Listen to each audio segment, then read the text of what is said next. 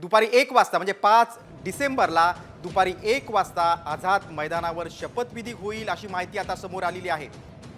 3 डिसेंबरला भाजपच्या आमदारांची बैठक होणार अशी देखील माहिती समोर आलेली आहे। महायुती सरकारचा शपथविधी होत असताना आता आपापल्या जिल्ह्यांमध्ये जल्लोष करण्याचं देखील चंद्रशेखर बावनकुळे यांनी आपल्या कार्यकर्त्यांना सांगितलेलं आहे।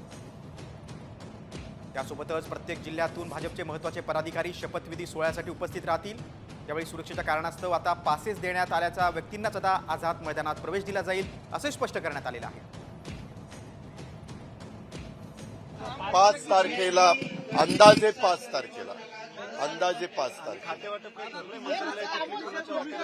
त्यामध्ये आम्ही एकत्रपणे तुम्हाला राज्याच्या मुख्यमंत्र्यांनी शपथ घेतल्यानंतर तो संपूर्ण अधिकार खाते वाटपाचा त्यांचा असतो। ते खाते वाटपाच्या बद्दल जाहीर करतील आणि तसं खाते वाटप सगळ्यांना दिलं जाईल। सरकार जरी बनतंय मात्र तारीख निश्चित नाहीये, कधीपर्यंत सरकार स्थापन? मला वाटतं 5 तारखेच्या सुमारास शपथविधी होऊन सरकार स्थापन होईल।